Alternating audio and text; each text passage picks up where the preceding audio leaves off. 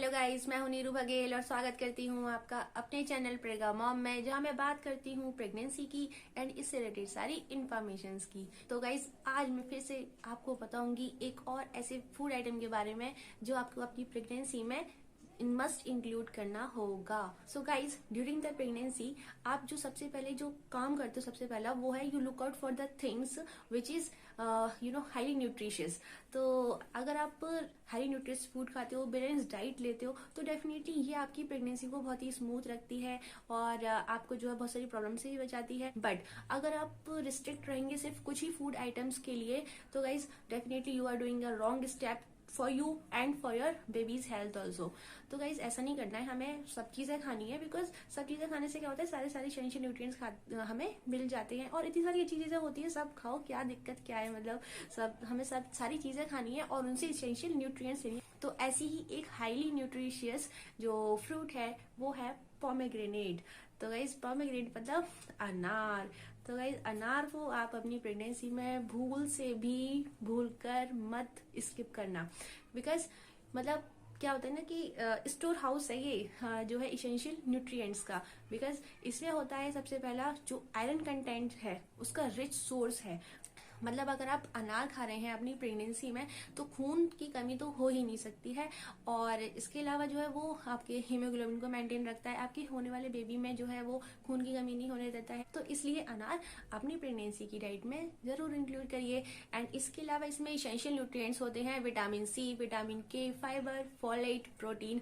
तो ये सब इतने सारे जो इसेंशियल न्यूट्रिएंट्स हैं वो आपको सिर्फ एक अनार के खाने से मिल जाएंगे। तो इसलिए अनार को आप मस्ट मस्ट मस्ट इंक्लूड करिए। ओके, तो गाइस क्या होता है कि एक तो जो अनार है वो वैसे तो खाने में अच्छा लगता ही है, तो आप इसके सीड्स को एज इट इज भी खा सकते हो, और अगर सीड्स पसंद नहीं आते हैं तो आप उसका जूस भी पी सकते हो। दोनों ही फॉर्म्स आपको इक्वल बेनिफिट्स देंगी। ओके, एंड अब बात आती है कि हम अनार को कब से खाना शुरू करें। तो गाइज आप प्रेगनेंसी के फर्स्ट मंथ या फर्स्ट ट्राइमेस्टर ऑफ प्रेगनेंसी से एंड मंथ या एंड लास्ट ट्राइमेस्टर तक खा सकते हो। ओके, एंड इवन डॉक्टर्स भी ये रिकमेंड करते हैं कि हमें जो प्रेगनेंसी में अनार है एक तो वो खाना ही चाहिए, एंड इसके अलावा हम प्रेगनेंसी के फर्स्ट मंथ से जो है अगर हम अनार खाते हैं तो उसका कोई भी हमें नेगेटिव इफेक्ट या साइड इफेक्ट नहीं होते हैं। ओके, तो इसलिए अनार को खाइए और इंजॉय करिए। अनार को बहुत ही मस्त फ्रूट है, खा के तो देखिए एक बार। ओके, तो इस तरीके से अनार खाना है आपको। आप गाइस क्या है कि अनार में क्या होता है कि जो हमें प्रेगनेंसी की जो स्वीट क्रेविंग्स होती है, मतलब मीठा खाने का मन करता है कभी कभी, तो अगर आप अनार को खाते हो तो आपकी वो क्रेविंग्स भी सेटिस्फाई हो जाती हैं इस अनार को खाने से।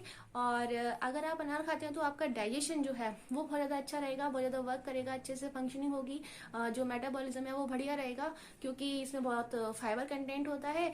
और अगर आप फाइबर खाएंगे तो आपको कॉन्स्टिपेशन की प्रॉब्लम नहीं रहेगी, जो कि आपकी एक जो प्रेगनेंसी की बहुत ही ऐसी प्रॉब्लम है जो कि साथ में लगी ही रहती है। मतलब कॉन्स्टिपेशन और प्रेगनेंसी दोनों एक दूसरे के सिनोनिम्स हैं। ओके, तो अगर आप लेकिन अनार खा रहे हो तो फिर कॉन्स्टिपेशन की प्रॉब्लम से आप बच सकते हो।